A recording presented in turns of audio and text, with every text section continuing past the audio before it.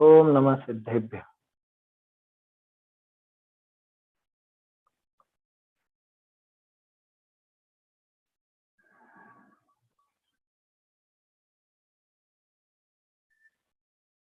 सौवर्णो सौवदंसी निम्मोहावीराय परमेष्ठि वंदितुति जगवंदारहंता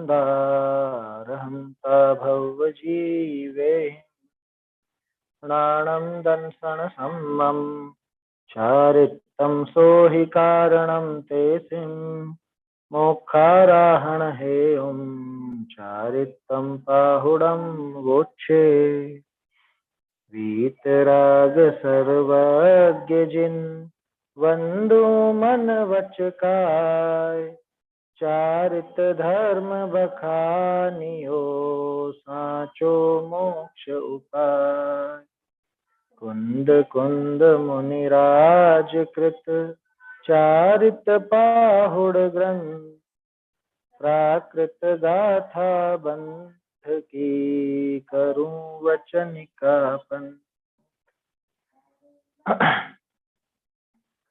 कुंद कुंदाचार्य देव विरचित ये चारित्र पाहुड़ ग्रंथ है और इसमें अपन श्रावक के गुण व्रत, शिक्षा व्रत माने अणुव्रतों के बाद जो शील व्रत होते हैं, 7 शील होते हैं, उनकी चर्चा कर रहे थे। इसमें 26वीं गाथा में अपन ने चारों जो शिक्षा व्रत हैं उनके संबंध में बात प्रारंभ की थी और थोड़ी चर्चा भी की कल। सामयिक, रोषधोपवास और अतिथि संविभाग का क्या नाम दिया यहाँ? अतिथि पूजा और चौथी सल्लेखना। इस तरह से 4 यहाँ पे शिक्षा व्रत बताए हैं, जिसके बारे में जयचंद जी साहब ने ये भी बताया कि शिक्षा से ये समझ लेना कि मुनि व्रत जो होगा वो इस तरह का होगा, आगे अच्छे से सध सके मुनि दशा, उसकी प्रैक्टिस रूप ये शिक्षा व्रत होती। और जिस जीव को आगे मुनि बनने का भाव है वो तो इनको भली भांति पालन करेगा ही करेगा, वो उसमें कमी नहीं रखेगा। ऐसी ये बातें हैं इसके अंदर 26वीं गाथा में। अर्थ और भावार्थ ढूंढारी से तो देख ही लिया था अपन ने, भावार्थ में थोड़ा सा चर्चा भी की थी सामयिक के संबंध में। आगे की बात अपने को करनी है, एक बार गाथा बोल लेते हैं। सामाय्यं च पढ़मं विदेयं च तहेव पोषहं भणियं तय्यं च अतिः पूज्यं चौत्थ सल्लेहणा अन्ते सामाय्यं च पढ़मं विदेयं च तहेव पोषहं भणियं तय्यं च अतिः पूज्यं चौत्थ सल्लेहणा अन्ते सामायिका प्रोषध तथा व्रत अतिथि संविभाग सल्लेखना, ये 4 शिक्षा व्रत कहे जिन देव। देखिए यहाँ पे सामायिक के संबंध में कल अपन ने चर्चा की थी। सामायिक का स्वरूप वास्तव में कैसा है कि सबसे पहले तो राग द्वेष का त्याग करके और सारे ग्रह और ग्रह संबंधी कार्य, मतलब ग्रह संबंधी सारे पाप कार्यों को छोड़ करके, उनसे निवृत्त होकर के एकांत स्थान में बैठ करके अपने आत्म स्वरूप का स्मरण करे, आपने आत्म स्वरूप का चिंतन करे, उसमें लीनता का प्रयास करे। ये काम नहीं हो तो पंच परमेष्ठी की भक्ति करे, वंदना करे। ये सारे काम सामायिक कहलाते। ऐसा कब करे कि दिन में 3 बार करे, 3 बार संधि समय, सूर्योदय, सूर्यास्त और मध्याह्न, ये 3 समय, बीच का समय पूरे दिन का। दोपहर का लगभग 12 बजे के आसपास बैठता है हर मौसम में, लगभग है ना। सूर्योदय और सूर्यास्त का समय देख लो, उनसे बीच का समय निकाल लो, ऐसा होता है। जैसे अभी राग अपन द्वेष देखते का हैं, त्याग हो जाएगा, यानी सहजपना आ जाएगा। ये राग द्वेष का त्याग हो गया और सहजपना आ जाएगा। हाँ, राग द्वेष का त्याग, उसको सहजपना भी कहते हैं। राग द्वेष का त्याग होगा तो समता भाव आएगा, सहजपना आ जाएगा। सहजपना बोलो, समता भाव बोलो, समत्व परिणाम बोलो, चारित्र बोलो, एक ही बात है। देखिए, तो राग द्वेष का त्याग वास्तव में यहाँ होता नहीं है, क्योंकि राग द्वेष का त्याग तो वीतराग का है ना। राग और द्वेष पूरी तरह छूटते कहाँ है यहाँ। तो यहाँ त्याग का क्या आशय कि राग द्वेष का त्याग माने अत्यंत मंद कर ले, किसी के प्रति राग या द्वेष का विकल्प नहीं रखना। अब फिर इसमें एक प्रश्न खड़ा होना चाहिए, जब राग द्वेष का त्याग कर दिया तो फिर जिनेंद्र भगवान की पंच परमेष्ठी की भक्ति कैसे होगी। वो भी तो राग है ना, वो भी तो शुभ राग है, वो भक्ति कैसे होगी फिर राग द्वेष का त्याग कर दिया। तो यहाँ पे राग द्वेष का त्याग वाली जो बात है वो वास्तव में आत्म स्वरूप के स्मरण के साथ जुड़ी। सभी तरह का राग द्वेष का विकल्प छोड़ करके अपने आत्म स्वरूप का स्मरण करे, उसका मनन करे, ध्यान करे, चिंतन करे, तो उसके साथ तो लगेगी। दूसरा, पाप रूप राग द्वेष लेना, समस्त पाप रूप राग द्वेष छोड़ करके और फिर ये चिंतन मनन आदि कर, दोनों तरह से अर्थ ले सकते हैं। लेकिन कोई सोचे कि राग द्वेष पूरी तरह छूट जाते हैं वहां, तो ऐसा नहीं है, वो तो वीतरागता होने पर होता है। हाँ, ऐसा हो सकता है कि आत्मलीनता करे, तो जितने समय आत्मलीनता करेगा उस समय तो राग द्वेष इसके नहीं, क्योंकि चारित्र का काम जो लीनता का है, वो लीनता तो इधर आत्मा में हुई, उस समय राग द्वेष की बात नहीं होती। तो सामायिक कहने से राग द्वेष का त्याग कर सब ग्रहारंभ संबंधी पाप क्रिया से निवृत्ति कर एकांत स्थान में बैठकर, है ना, एकांत स्थान की आवश्यकता भी बता दी थी। एकांत स्थान जरूरी क्यों है।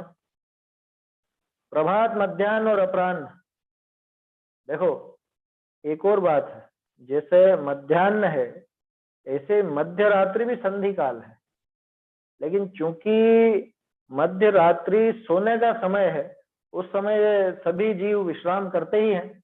हाँ, अगर जाग रहा हो तो उस समय भी करे, कोई दिक्कत नहीं। जैसे समोसरण की सभा 3 बार लगती है और वो 3 बार यही 3 बार है, हालांकि उसका समय ज्यादा है, इसका समय इतना नहीं है, और 3 बार वो सभा लगती है, और कभी विशेष प्रसंग होता है तो चौथी बार भी लगती है। चौथी बार कब लगती है, तो चौथी बार वो मध्य रात्रि का ही समय है। तो मध्य रात्रि में कैसे लगेगी कि वहां समोसरण में दिन और रात का भेद नहीं होता। ये एक अतिशय है 46 मूल गुण में, है ना। आपको 46 मूल गुण अगर पता होंगे तो उसमें ये ध्यान होगा वहां दिन रात का भेद नहीं होता, ऐसा है। ठीक है, सामायिक की बात की थी अपन ने, और ये अकेला पाठ पढ़ने का नाम नहीं है। कोई सोचता हो कि सामायिक पाठ कर लिया हमने तो सामायिक हो गई, ये तुमने सिर्फ पाठ पढ़ा है, सामायिक कहाँ की। सामायिक तो समता भाव में स्थिति करना, उसका नाम सामायिक। सम परिणाम, समत्व रूप परिणाम होना, उसका नाम सामायिक। ठीक है, सामायिक की बात हो गई थी, आगे देखते हैं। इस प्रकार ही प्रोषद अर्थात अष्टमी और 14 के पर्वों में प्रतिज्ञा लेकर धर्म कार्यों में प्रवर्तना प्रोषद है। शॉर्ट नाम है प्रोषद, तो प्रोषधोपवास ऐसा नाम देते हैं। देखो वास्तव में तो प्रोषद ही है व्रत का नाम, अब उसमें उपवास जुड़ गया तो प्रोषधोपवास नाम बन गया। जबकि यहाँ देखो ध्यान से देखिए, यहाँ पे इन्होंने उपवास का नहीं कहा, इन्होंने कहा प्रोषद में। प्रोषद किसको कहते हैं, प्रोषद माना अष्टमी और चतुर्दशी, जो पर्व के दिन है उनको प्रोषद कहा जाता है ना। तो प्रोषद यानी अष्टमी और चतुर्दशी के पर्वों में प्रतिज्ञा लेकर धर्म कार्यों में प्रवर्तन।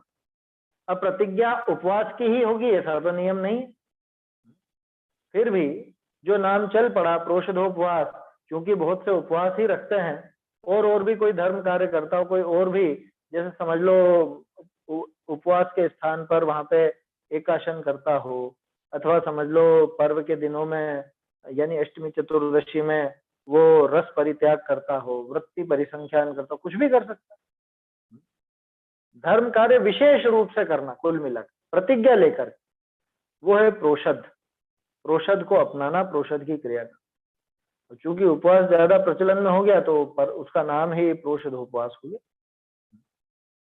अभी भी जैसे बहुत से करते हैं ना, अपन सभी कोई अष्टमी और चतुर्दशी को उपवास ही करें ऐसा तो नहीं है, उपवास तो नहीं होता, लेकिन कोई एक ही समय खा रहे हैं अथवा कोई हरि ही छोड़ रहे हैं या कुछ भी कर रहे हैं, ये सब विधि है। ध्यान रखना, ये प्रोषद शिक्षा व्रत नहीं हो गया, लेकिन अपन लोग भी हरि वगैरह छोड़ते हैं, एक ही समय खाते हैं, ये कोई वो प्रोषद शिक्षा व्रत नहीं हो गया है।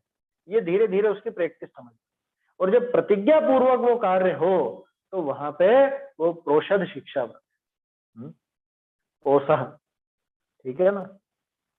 प्रतिज्ञा लेकर धर्म कार्यों में प्रवर्तना। देखो ये उपवास की पद्धति इसीलिए थी, कल बात करी तो थी अपन ने, कल या परसों का। उपवास के पीछे मंशा क्या थी? ये भोजन आदि में बहुत समय बिगड़ता है, वो अष्टादश दोष 18 दोषों के उसमें बात की थी अपन ने भोजन की वजह। तो भोजन में समय बहुत ज्यादा बिगड़ता है, तो हम वो धर्म कार्य नहीं कर पाते। तो क्या करो कि एक काम करो, भोजन का विकल्प ही खत्म करो। क्या न रहेगा बांस, न बजेगी बांसुरी। तो भोजन का विकल्प ही खत्म, तो अब दिन भर मिल गया, तो अब दिन भर में मुझको जो करना है वो मैं धर्म का कार्य करूं, ऐसी बात है। धर्म कार्यों में प्रवर्तना, प्रतिज्ञा लेकर धर्म कार्यों में प्रवर्तना। यूं भी प्रवर्तता है, लेकिन अष्टमी चतुर्दशी आदि में तो प्रतिज्ञा लेकर के, उसका नाम प्रोषद। अगला अतिथि अर्थात मुनियों की, मुनिराज का एक पर्यायवाची है अतिथि, क्योंकि मुनिराज की तिथि निर्धारित नहीं होती, कभी नहीं होती, हो ही नहीं सकती। आया समझ में? मुनिराज का एक नाम अनियत विहारी भी है। अनियत विहारी क्यों कहा? कि कोई निश्चित नहीं है कि कहाँ जाएंगे, कब जाएंगे, क्यों, मतलब क्यों तो खैर है नहीं, लेकिन कहाँ जाएंगे, कब जाएंगे और कितने दिन बाद वहां पहुंचेंगे, ऐसा कुछ निश्चित नहीं।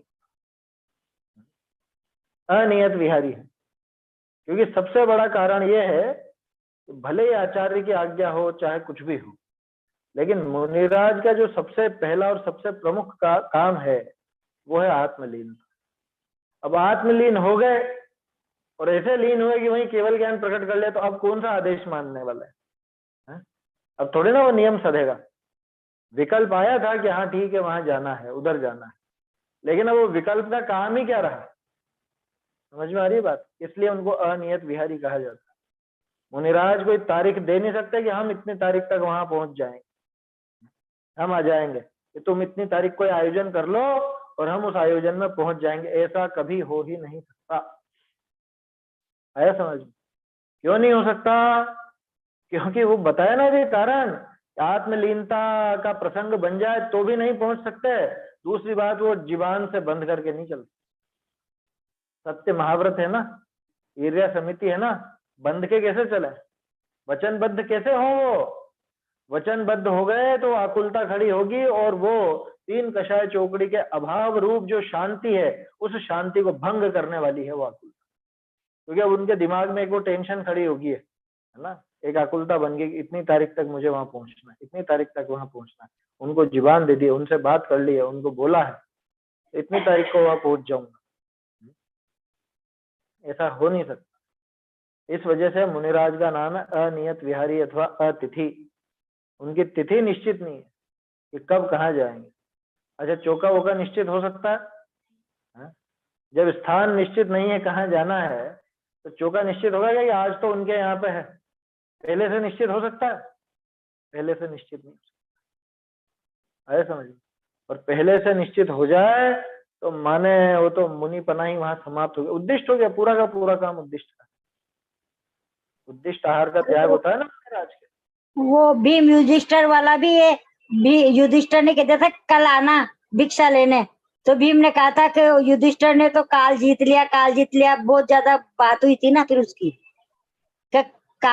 भाई काल जीत लिया अच्छा अच्छा, हाँ हाँ हाँ। तो भीम और युधिष्ठिर की बात, वो कब भिक्षा लेने आया, उसे कहा था कल आ जाना, कल दे देंगे। क्या आपको पता है क्या कल तक जिंदे रहोगे? नहीं भीम वो ने कहा चीज था तो ना फिर। अलग है। ये हाँ लेकिन ये किस्सा है क्या अपने में? हाँ, अपने में है ना। अच्छा, ये सुना मेरे को तो है ध्यान मैंने। नहीं आ रहा है। अच्छा, भाई सुना हरिवंश तो है मैंने, पुराण में है अभी क्या? जनकाय में, अभी देखा था जनकाय में, पता नहीं ध्यान नहीं रहा, पर हुई थी ये बात हाँ हो कि सकता भाई है, लेकिन युद्धि, कल आना हाँ, किसको बोलेंगे वो? भिक्षु का आया था ना, भिक्षु, जिससे कौन सा भिक्षु? युधिष्ठिर, ये मांगने वाले आते हैं ना, जो युधिष्ठिर ने कहा हाँ कि कल आना, कल आना। तो क्या भाई हाँ तुमने कल हाँ का कैसे कह दिया, तुमने काल को जीत लिया क्या? हाँ, वो काल समझ पे गया मैं तुम्हारा आपकी बस है क्या? बात। लेकिन हाँ, वो कथा मुझे ऐसा लगता है कि वो अन्य मतियों में होगी और प्रचलनवश ऐसी आ गई वो कहानियों में कहने अ- में। अच्छा तो फिर वो बात हाँ, होगी। क्योंकि ऐसे भिक्षुकों का किस्सा और कल आना इस तरह की बात अपने पुराणों में आती नहीं है। वही तो, अपन में तो काल जीतने का होता ही नहीं है ना, वही। हाँ नहीं नहीं, वो तो खैर उन्होंने टोंट मारा कि इसने काल जीत हाँ लिया है। हाँ वो तो खैर बात समझने जैसी है। लेकिन वो हाँ। कथा क्या पता अब उसमें है कि नहीं है, बाकी अब लगती नहीं है। अब की बार ध्यान रखूंगी, कायम में आएगी, है ना, ध्यान। हाँ, वो हो सकता है कि बाद में किसी ने, जैसे कहानियां बहुत सी प्रचलन में आ जाती है ना, चल पड़ती हैं, तो ऐसे किसी ने बना दी हो। लेकिन वो बात थोड़ी सी जमती कम है, अपने इस तरह के प्रसंग बनते नहीं। देखिए क्या कह रहे हैं।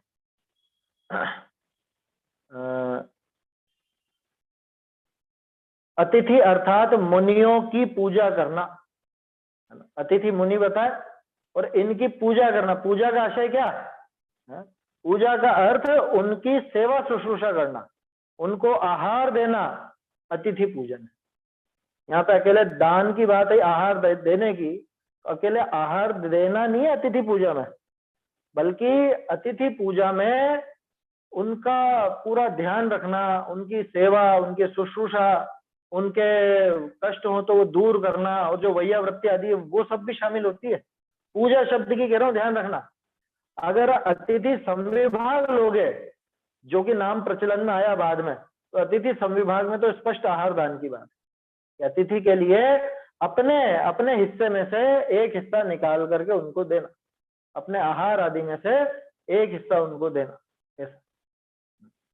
वो अतिथि संविभाग व्रत कितना गजब का है, आप विचार करो। ये अतिथि संविभाग व्रत तभी संभव है कि जब उद्दिष्ट नहीं बनाया गया। उद्दिष्ट भोजन जो है वो इस अतिथि संविभाग व्रत को खत्म कर देता है। बात समझ में आ रही क्या कहना चाह रहा हूं? अगर मुनिराज के लिए उद्दिष्ट बन रहा है, माने उनके लिए अलग से बन रहा है, तो अलग से बन रहा है, वो अपने में से हिस्सा कहाँ निकाला गया? अपने में से हिस्सा निकालना ये तब संभव है जब खुद शुद्ध भोजन कर, खुद वैसा आहार लेता हो कि जैसा मुनिराज को दे सके, माने मुनिराज और इसके आहार में कोई अंतर नहीं होता हो, ऐसा आहार वो खुद के लिए बनाए, और खुद के लिए बनाए उसमें से एक हिस्सा उनको दे, तब जाके अतिथि संविभाग व्रत सजता है, और तभी वो उद्दिष्ट आहार का त्याग भी तभी सजता। आप कल्पना तो करो ये कितने जुड़े हुए हैं आपस। उद्दिष्ट आहार का जो त्याग है वो हो ही नहीं सकता, मतलब उद्दिष्ट आहार ही बना रहेगा अगर अतिथि संविभाग का पालन नहीं किया। और लोग क्या करते हैं, क्या नहीं ये चीज मत लो, ये तो चौके की है, ये तो अलग से उनके लिए निकाली है। वही अलग से निकाली है तो उद्दिष्ट हो गया, तुमने अतिथि संविभाग कहाँ किया? बात समझ में आ रही है? संविभाग कहाँ किया? संविभाग तो उसका नाम है कि मैंने खुद के लिए जो बनाया हो उसमें से ही कुछ हिस्सा मैं उनको दूं, तब जाके संविभाग हो। अच्छा, इसमें भी प्रश्न खड़ा होता है कि बनाया और मुनिराज को दे दिया, अब फिर अब बाद में बनाएगा कि नहीं बनाएगा, फिर कम पड़ गया तो श्रावक बना सकता है बाद में, उसमें नहीं है समझता। श्रावक बना सकता है क्योंकि उसके तो आरंभ का या परिग्रह का उसका तो त्याग उसके है नहीं, तो वो कर सकता है खुद के लिए आगे भी, क्योंकि वो तो बनाता ही, शाम को भी तो बनाता है ना। सुबह आहार देता है तो शाम को भी तो बनाता है। आया समझ में? पहले उनको आहार दे और उसके बाद में फिर खुद के लिए अलग से बनाए, उसमें समस्या नहीं है। पहले से ही उनके लिए अलग से बनाए और खुद का फिर अलग बनाए बाद में, वो गड़बड़ है। बनाया खुद के लिए, उनको आहार दिया, और इसको और आवश्यकता लगती है तो फिर भले खुद के लिए बना। बात समझ में आ रही है? बहुत से लोग सोच रहे होंगे ऐसी अटपटी बात कैसे, पहले ही ज्यादा क्यों नहीं बना लेगा? पहले ज्यादा कैसे बना लेगा? अतिथि है, नहीं आए तब क्या करेगा? समझ में आई बात? हाँ, आपके दया का भाव ज्यादा है, अतिथि मतलब एक्स्ट्रा बना लो, कोई समस्या नहीं है। गाय भैंस वगैरह कुत्ते वगैरह जो भी हैं उनको दे सकते हैं, उसमें दिक्कत नहीं है। फिर भी मुनिराज का उद्देश्य लेकर के तो बिल्कुल नहीं बना। आया समझ में? अन्य जानवरों के लिए तो उद्देश्य लेकर के बना सकता है, यार चलो गायों के लिए भी थोड़ी बना दो, 2-4 रोटियां, बंदर वगैरह आए हैं तो उनको भी दे दो, कुछ आटे के लोहे बना करके दे दो, है? कुछ भी कर सकते हैं। मुनिराज के लिए कभी भी उनके उद्देश्य से आहार नहीं बनाया जाता, खुद के लिए बनाया जाता है और खुद के में से ही उनको दिया जाता है। तब जाके अतिथि संविभाग व्रत का पालन होता है। अतिथि संविभाग व्रत तब जाकर के सधता है, और जिसके अतिथि संविभाग सधता है वो ही मुनिराज के उद्दिष्ट आहार के त्याग को साधता है। वही जीव साध सकता है, कोई नहीं साध सकता। एक बात। दूसरी बात, अतिथि संविभाग व्रत वो ही साध सकेगा जो खुद शुद्ध आहार लेता हो। समझ में आ रही है बात? जबकि देखने में आता है गड़बड़ ऐसी होती है कि खुद तो भले अभक्ष खाता हो, दिन रात का जिसको भेद नहीं हो, तरह तरह के अभक्ष भी जिसके चलते हों, और वो सोचता अरे हम आहार देंगे, हम आहार देंगे, हम ऐसा करेंगे, हम वैसा करेंगे। अरे तेरे खाने पीने का ठिकाना नहीं, तुझे शुद्ध शुद्ध भोजन का पता नहीं है, कैसा आहार एक जैन करता है ये पता नहीं, तू कैसे आहार दे देगा? कि नहीं हम बना के दे देंगे ना, कि बना के देना है उनके लिए अलग से बना के देना, ये काम तो होता ही नहीं है। बात समझ में आ रही है? इसलिए ये बहुत गंभीर बात है, लोगों ने इसको बहुत हल्के में ले लिया, बहुत ज्यादा हल्के में ले लिया। खुद की प्रवृत्ति तो सुधारना नहीं है। अच्छा, पहले तो फिर भी ऐसी एक प्रवृत्ति चलती थी, कोई जैसे पहले आहार वगैरह होता किसी का तो वो नियम दिलाते थे, या पहले से ही कहते हैं कि जिसके घर में रात्रि भोजन होता हो, आलू प्याज आदि बनते हो, वहां पे हम आहार नहीं दें, कोई चौका नहीं लगाए, ऐसा कह दिया जाता था पहले। अब तो कोई क्या पता, कोई कहते भी हैं कि नहीं कहते हैं, कुछ पता नहीं चलता। तो भी लोग बताते हैं कि अब तो कोई नियम वियम नहीं दिलाते, क्योंकि नियम दिलाने लगे तो लोग आएंगे क्यों? लोग तो भाग जाएंगे कि अरे ये नियम दिला देंगे, अपने को नहीं चलना। तो व्यवस्था बनेगी कैसे फिर? लोग भाग नहीं आएंगे तो फिर हमारी व्यवस्था कैसे बनेगी? इसलिए जैसा चल रहा चलने दो, अपना काम करो।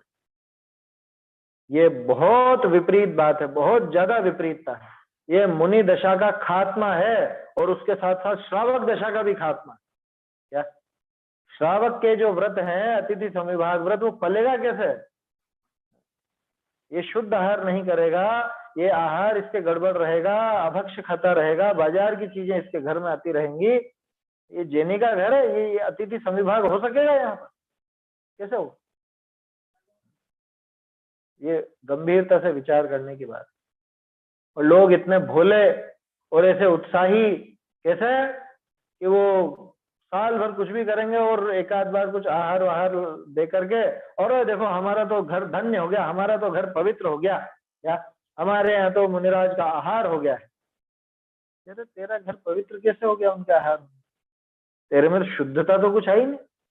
उनका आहार हो भी गया मान लो, तो आहार होने मात्र से पवित्रता कैसे आ गई?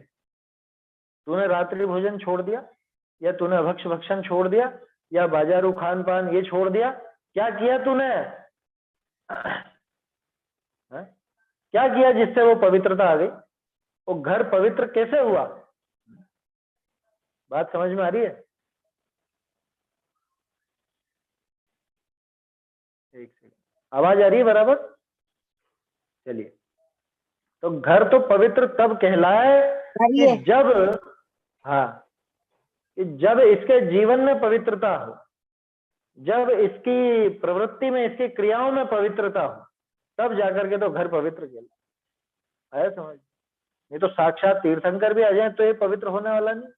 मारीची कहाँ पवित्र हुआ था? तीर्थंकर का पोता होने पर भी कहाँ पवित्र हो गया वो, बताओ। समझ में आ रही है बात? इसलिए ये मुझे तो ये बहुत ज्यादा आकर्षित करता है अतिथि संविभाग व्रत। क्यों? क्योंकि इससे मुनि दशा और श्रावक दशा दोनों का जुड़ान यहाँ पे होता है। श्रावक मुनिराज को आहार देता है, उसी समय तो वो मिलना विशेष होता है। इसके अलावा मिलने का और कौन सा प्रसंग होता है मुनिराज कि उपदेश वगैरह में तो पर्सनल मिलना थोड़ी ना होता, व्यक्तिगत मिलना तो इस अतिथि संविभाग के समय होगा। और कितनी पवित्र भावना है कि मैं इतना शुद्ध आहार मेरा हो कि जहां मुनिराज भी आहार लें उनको भी कोई समस्या ना हो। सोचो, तो उनका तो अनुद्दिष्ट आहार का मतलब अनुद्दिष्ट ग्रहण करने का नियम चलता है, और हमारा अतिथि संविभाग व्रत। अब ना उनका उद्दिष्ट सद रहा है ना इसका अतिथि संविभाग वाले हैं कहाँ दिखते? बोलो। द्वार प्रेक्षण ऐसा आता है उसमें भरतेश विभव में क्या कि भरत जी रोज द्वार प्रेक्षण करने के बाद ही भोजन करते थे। द्वार प्रेक्षण समझते हैं? द्वार प्रेक्षण माने द्वार पर देखना कि कोई आ रहे हैं क्या मुनिराज, भोजन करने के पहले एक बार देख लेवे। आया समझ में? वो सब प्रवृत्ति होती थी। तो अतिथि संविभाग व्रत जो है ये बहुत गजब का है, इसका स्वरूप भी बहुत सुंदर है। यहाँ तो अतिथि पूजा नाम दिया है, और पूजा शब्द का अर्थ व्यापक है। अतिथि संविभाग में तो एक भोजन वाली बात आती है, बाकी पूजा का अर्थ तो व्यापक है। पूजा में सिर्फ वो पूजा नहीं, भोजन भी आ जाएगा, मतलब आहार दान भी आ जाएगा, उनकी सेवा भी आ जाएगी, वैया वृत्ति भी आ जाएगी, वो सब चीजें इसके अंदर आ जाती। तो ऐसा ये अतिथि पूजन है। और आखिरी अंत समय में काय और कषाय को काय और कषाय को कृश करना, समाधि मरण करना अंत संलेखना है। अंत संलेखना भी नाम दिया इसको, और संलेखना भी कहते हैं, समाधि मरण भी कहते हैं। समाधि पूर्वक मरण करना वो अंत संलेखना। देखो ये सटीक परिभाषा है बिल्कुल। काय और कषाय दोनों को कृश करते हुए, दोनों को कमजोर करते हुए, अकेली कषाय कृश नहीं होगी और न ही अकेली काय कृश होगी, बल्कि काय और कषाय दोनों की दोनों कृश होती। देखो इधर आहार पानी इत्यादि छूटता है तो शरीर दुर्बल होता है, और इधर आत्म स्वरूप का चिंतन बढ़ता जाता है, आत्म स्वरूप में रमणता का प्रयास बढ़ता जाता है, तो इधर कषाय कृश माने कषाय भी घटती हैं और काय भी घटती है, दोनों घटती। तो फिर वहां उदास होता है कि प्रसन्न होता है? वहां उदासी होगी कि प्रसन्नता होगी? अत्यंत प्रसन्नता, चेहरे पे मलिनता नहीं होती है समझ में? अत्यधिक प्रसन्नता वहां होती है। क्यों? क्योंकि वो तो अब सुख के मार्ग पर आगे बढ़ रहा है, ये जन्म मरण का नाश करने का उपाय उसको मिलने वाला है। आया समझ में? कदाचित समाधि मरण पूर्वक अगर जैसे मुनिराज हैं तो समाधि मरण पूर्वक अभी मोक्ष को ही प्राप्त कर लेंगे। मुनिराज का भी तो समाधि मरण ही होता है? उसको निर्वाण कह देते हैं अपन, मोक्ष होता है तो। संलेखना ही तो है वहां भी, नहीं है क्या? संलेखना नहीं है क्या? अरे मुनिराज जहां आत्मा में लीन हुए, श्रेणी मांडी और आगे बढ़े, तो वहां संलेखना ही तो है। उनको अब ना आहार का विकल्प, ना और कोई कषाय, हो गया। यहाँ इतना जरूर है कि यहाँ प्रतिज्ञा ली जाती, और मुनिराज जब आत्मलीनता करते हैं तो उसमें इस तरह की कोई प्रतिज्ञा नहीं है कि मैं वापस से आहार आदि नहीं लूंगा या कुछ नहीं लूंगा। संलेखना, अंत संलेखना नाम इसके पीछे एक कारण ये भी है, अंत समय जान करके फिर वो कषाय और काय दोनों को क्रश करने के लिए प्रतिज्ञा ले। अंत समय जान कर कि ये अंतिम समय आ गया है मेरा, अंतिम समय आने वाला है, अब तो त्याग ही कर दिया। जबकि मुनिराज जब वहां पे लीन होते हैं, आत्मलीनता करते हैं, तो वहां पे ऐसी प्रतिज्ञा नहीं होती कि अब मुझे आहार वगैरह नहीं लेना। आत्मलीन है, आत्मलीनता बढ़ते बढ़ते केवल ज्ञान हो गया तो ठीक, और नहीं हुआ, नीचे गिर गए, मतलब छठे गुण स्थान में आ गए, तो आहार का विकल्प आए तो जा सकते हैं आहार के लिए, उसमें कहाँ इसलिए संलेखना जो है ये प्रतिज्ञा वाली, बाकी काम होगा वही होना है, क्या काम वही होना है। जो मुनिराज आत्मलीन होते हैं और समाधि मरण या संलेखना के समय आत्मलीनता होती है, काम तो वो का वही होना। आत्म स्वरूप का चिंतन विचार, उसमें लीन होने का प्रयास, कदाचित लीनता भी मुनि दशा हो तो, और श्रावक दशा हो तो लीनता का प्रयास चलता है, और थोड़ी बहुत जितनी भी लीनता हो जाए तो अपना काम हो जाए। अंत समय में काय और कषाय को कृष करना, समाधि मरण करना। समाधि शब्द का क्या अर्थ है? कि जहां सारी आधियां सम हो जाए, है समझ में? सारी आधियां सारी व्याधियां सम हो जाए। सम माने जैसे बुलडोजर फिर जाता है तो सब समतल हो जाता है, ऐसे जहां सारी आधियां सम हो जाए। ये बाबूजी ने बोला, ये चीज बाबूजी ने बोली। सारी आधियां, सारे विकल्प, सारे कषाय भाव वो सब सम हो जाए, और वो किसके बल पर होता है?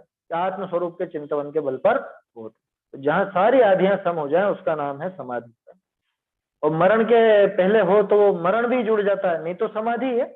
समाधि तो कोई जरूरी नहीं कि मरण के समय ही हो, पहले भी होती है। ये अंत संलेखना। इस प्रकार 4 शिक्षा व्रत।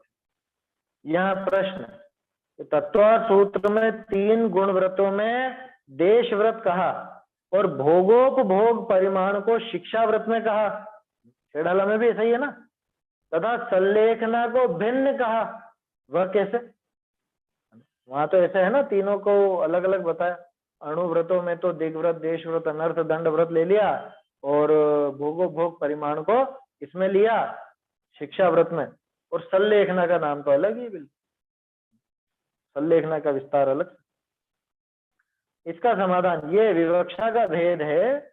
यहाँ देश व्रत दिग्व्रत में गर्भित है और संलेखना को शिक्षा व्रतों में कहा है, कुछ विरोध नहीं। भाई काम तो एक ही होना है, आया समझ में? ये 7 कैसे भी गिन लो और संलेखना को भी जोड़ लो, माने ये 8 चीजें हैं।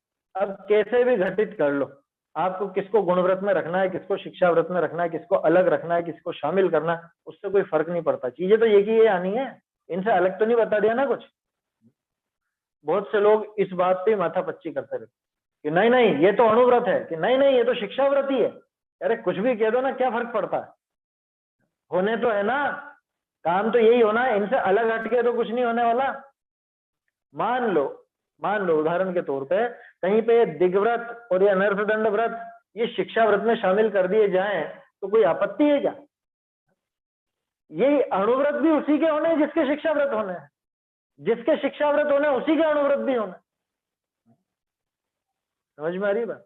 तो ये अलग अलग तो होते नहीं, अलग अलग होते हों और अलग अलग भूमिका के हों तो फिर भी एक प्रश्न खड़ा हो कि अरे इसको उसमें क्यों रख दिया, ये तो उनके होता है और ये इनके होता है। जैसे मान लो कि 5 महाव्रत है ना, अब 5 महाव्रत तो मुनिराज के हैं। अब उनको अगर श्रावक पे घटित करे तो फिर भी बात समझ में आती है कि ये क्या हुआ, ये उल्टा काम कैसे हो गया। परिग्रह परिमाण व्रत को तो महाव्रत में शामिल कर दिया और अब परिग्रह महाव्रत को अणुव्रत में शामिल कर दिया, ऐसा उल्टा कैसे हुआ? ऐसा हो तब तो फिर भी विचार चले, लेकिन जो इसी की भूमिका में होना है अब उसमें आगे पीछे नाम कर रहे हैं तो उससे क्या फर्क पड़ता? प्रतिमा भी वो की वही, गुण स्थान भी वो का वही, तो क्या फर्क पड़ता है उसको गुण व्रत बोलो, चाहे शिक्षा व्रत बोलो, चाहे अलग से बोलो, चाहे शामिल करो, कोई फर्क नहीं पड़ता। आया समझ में? होंगी ये की यही चीजें, दिग्व्रत हो गया, देश व्रत हो गया, अनर्थ दंड व्रत हो गया, परिग्रह परिमाण व्रत हो गया, है ना। परिग्रह परिमाण तो अलग है, ये तो भोगोपभोग परिमाण है, ध्यान रखना, ये भोगोपभोग परिमाण है। परिग्रह परिमाण तो अणुव्रत में आया और ये भोगोपभोग परिमाण है। ऐसे ये हो गए चारों, सामायिक प्रोषदोपवास, अतिथि समिभाग और संलेखना। इनके अलावा और कोई चीज तो है नहीं वहां देश व्रत के अंदर। माने देश व्रत जो प्रतिमा है उस प्रतिमा के अंदर यही सारे व्रत होते हैं। व्रत प्रतिमा नाम है ना। देश व्रत वो दिग्व्रत देश व्रत वाला नहीं, देश व्रत माने एक देश व्रत, महाव्रत की अपेक्षा देश व्रत, वो कहा मैंने। ये तो कोई सोचे कि देश व्रत तो दिग्व्रत वाला, अणुव्रत कह लो या क्या कहें उसको अपन, देश संयम, व्रत प्रतिमा, है ना, कुछ भी कह सकते हैं, कुछ विरोध नहीं है। विवक्षा का भेद है, किन्हीं आचार्य ने कैसा लिख दिया, किन्हीं ने कैसा लिख दिया, लिखी वो की वही चीजें हैं, है ना। जैसे आपको ध्यान हो, भोग और उपभोग की परिभाषा में अंतर दिख जाता है। कहीं पर तो भोग को तो उपभोग नाम दे दिया और उपभोग को परिभोग नाम दे दिया, और कहीं ऐसे ही भोग और उपभोग दिखा रहे हैं जैसे इसमें लिखा, तो उससे कोई फर्क नहीं पड़ता है, तो वो की वही। आगे कहते हैं कि संयम चरण चारित्र में श्रावक धर्म को कहा, अब यति धर्म को कहते हैं। गाथा बिल्कुल सीधी है।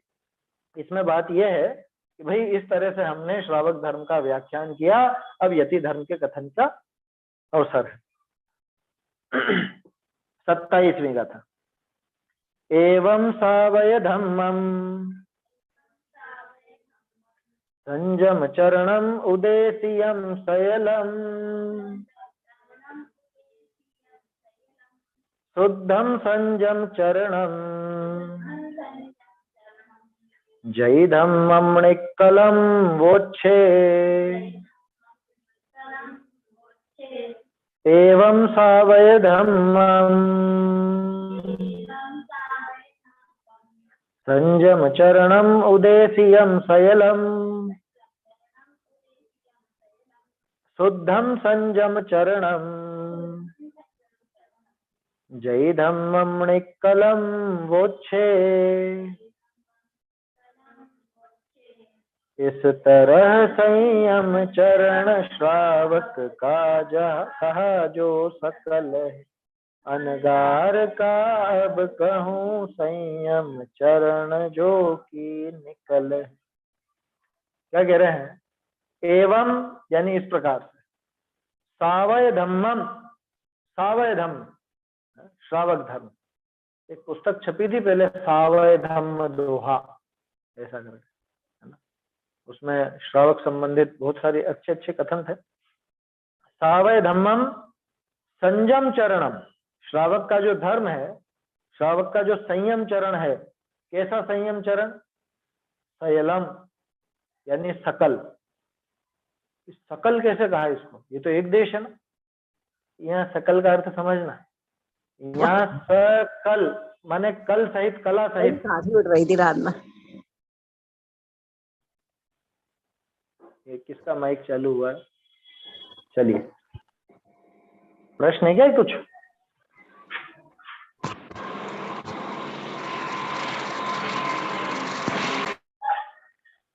चलिए देखिए क्या कहा।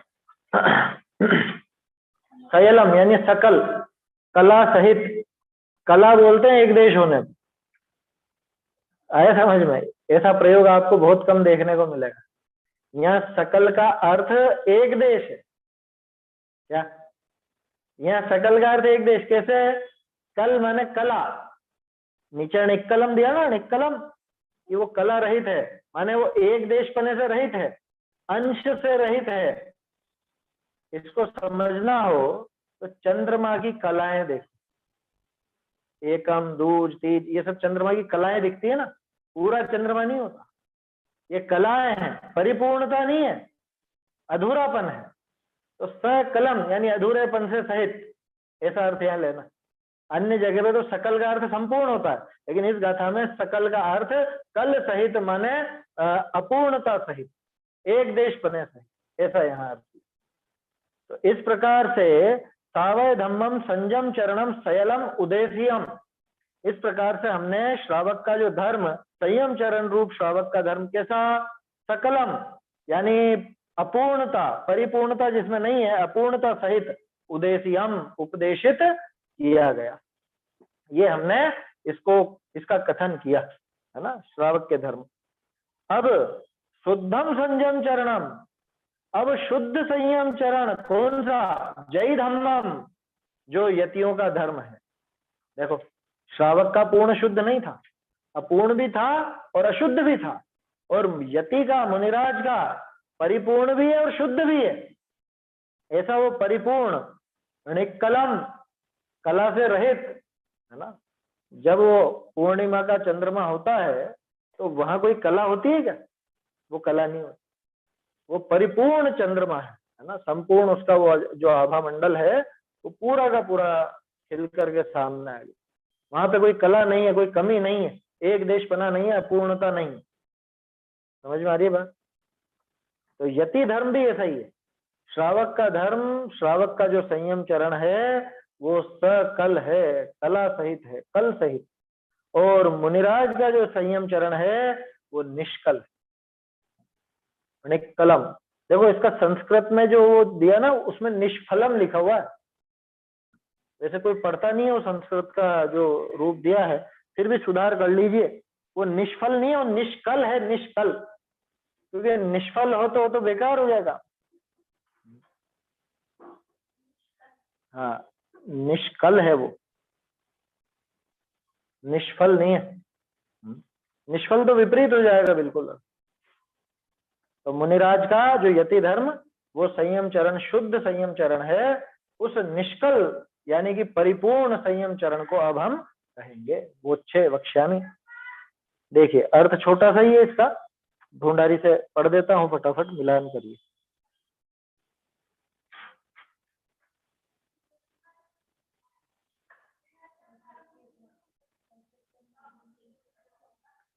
देखिए आगे कहे हैं, जो संयम चरण चारित्र विषय ऐसे तो श्रावक धर्म कया, अब यति धर्म को कहूंगा। फिर गाता है अब अर्थ, एवं कहिए या प्रकार श्रावक धर्म स्वरूप संयम चरण तो कया, कैसा है वह, सकल कहिए कला सहित है, एक देश को कला कहिए। ये चंजी ने अर्थ निकाला ना, एक देश को कला कहा जाता है, कला कहिए। बहुरी अब यति का धर्म स्वरूप संयम चरण है ताही कहूंगा, ऐसा आचार्य प्रतिज्ञा करी है। कैसा है यति धर्म, शुद्ध है, निर्दोष है, जामे पापाचरण का लेश नहीं है। बहुरी कैसा है, निष्कल कहिए कलाते निष्क्रांत है, संपूर्ण है, श्रावक धर्म की ज्यों एक देश नहीं, श्रावक धर्म के समान एक देश नहीं। ठीक है, इसमें अंतर तो नहीं है मेरे ख्याल से। एवं अर्थात इस प्रकार से श्रावक धर्म स्वरूप संयम चरण तो कहा, ऐसा बताया इसको सकल यानी कला सहित। यहाँ एक देश को कला कहते हैं।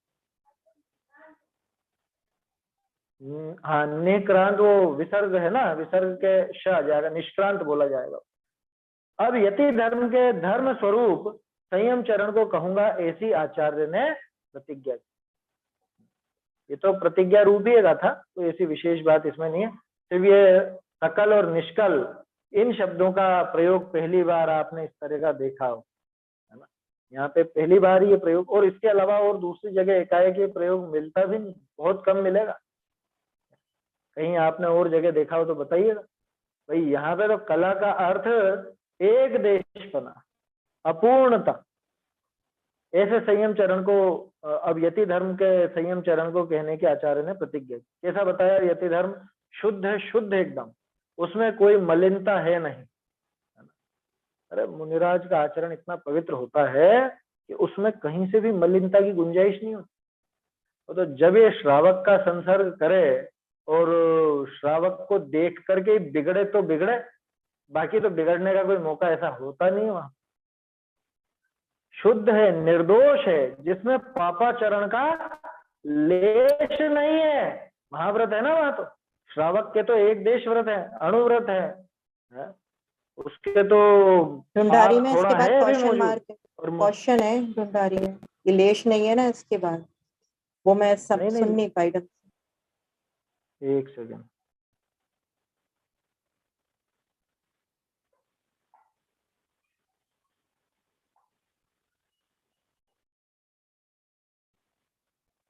नहीं, पापाचरण का लेश नहीं है। कहाँ है प्रश्नवाचक, कहाँ है, बहुरी है? बहुरी लिखा है ना उसके बाद, आपने बोला शायद। नहीं, प्रश्नवाचक नहीं है यहाँ पे। पापाचरण का लेश नहीं है, बहुरी कैसा है, निष्क्रांत है, ऐसा। वो इन्होंने कैसा है हटा दिया क्या? हाँ, इन्होंने वो नहीं लिखा। है ना। इन्होंने यहाँ पे बहुरी कैसा है और कैसा है, वो तो शैली है। अब जयचंद जी की पुरानी शैली, तो एक एक चीज के लिए वो प्रश्न पूछ रहे हैं, इन्होंने उस प्रश्न को हटा दिया। चाहे तो जोड़ ले, मैं नहीं भी जोड़ा तो भी अर्थ तो वही आता है। और कैसा है कि निष्कल है, निकल अर्थात कला से निष्क्रांत है, जिसमें से कलाएं माने अपूर्णता निकल गई। हाँ, यति धर्म कैसा है ये तो पहले आ ही गया, बाकी पापाचरण का लेश नहीं है, इसके बाद भी पूछा और कैसा है, उससे क्या एक रोचकता बनती है, एक एक विशेषण बताने। और कैसा है, अरे सारी कलाओं से रहित है, यानी सब अपूर्णता से रहित हो गया, संपूर्ण है।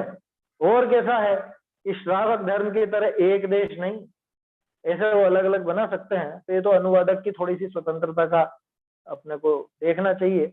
अनुवादक ऐसी छोटी चीजों को हटा भी देते हैं कई बार, चाहे तो लिख लेना, उससे अर्थ का तो कोई मतलब ऐसा बदलाव है नहीं। ठीक है, गाथा सरल है बिल्कुल, प्रतिज्ञा स्वरूप गाथा है। यहाँ तक हमने श्रावक धर्म का कथन किया है ना। देखो, सबसे पहले वो सम्यक तो चरण की बात कर ली थी, फिर संयम चरण के दो भेद कहे थे। संयम चरण में गृहस्थ का और मुनिराज का, ये दोनों कहने थे। अब गृहस्थ की तो बात हो गई पूरी, अब बात चलेगी मुनि पर। अब बहुत बढ़िया बढ़िया गाथाएं आएंगी प्रेरणा देने वाली, है ना। और कैसे कैसे मुनिराज के व्रत होते हैं, कैसी उनकी भावनाएं होती हैं, ये चारित्र पहुड़ वास्तव में आचरण परक है पूरा का पूरा, और इससे ही चरणानुयोग निकला है, ऐसा समझ। चलिए आगे की तो अपन कल देखेंगे, 28वीं गाथा। तो गाथा एक बार बोल लेते हैं दोनों। सामाय्यम च परमं विदेयं च तहेव पोषहं भणियं तय्यं च अति पूज्यं च उत्थ सल्लेहणा अन्ते सामायिका प्रोषध तथा व्रत अतिथि संविभाग सल्लेखना ये चार शिक्षा व्रत कहे जिन देव एवं सावय धम्मं संजम चरणम उदेशियं शयलम शुद्धम संजम चरणम जय धम्मं निक्कलम वोच्छे।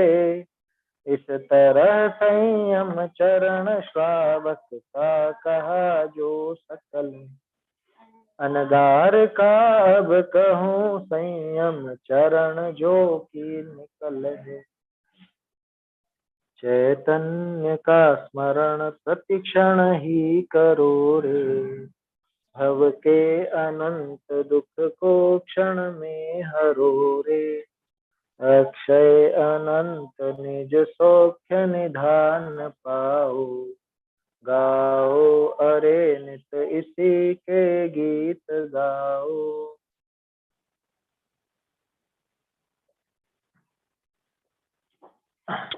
जिनवाणी स्तुति।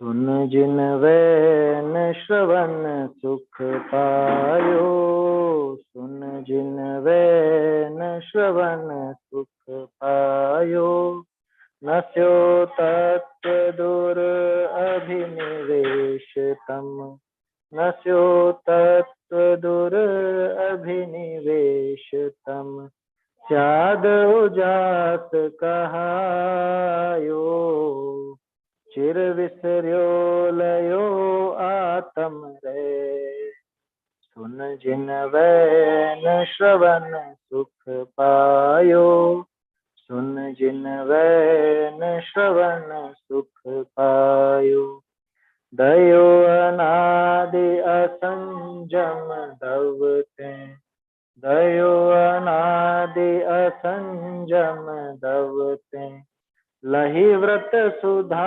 सिरायो धीर धरी मन जीतन में सुन जिन वैन श्रवण सुख पायो सुन जिन वैन श्रवण सुख पायो भय विभाव अभाव सकल अब भय विभाव अभाव सकल अब सकल रूप चितलायो दास लयो अब अविचल जय सुन जिन वैन श्रवण सुख पायो, सुन जिन वैन श्रवण सुख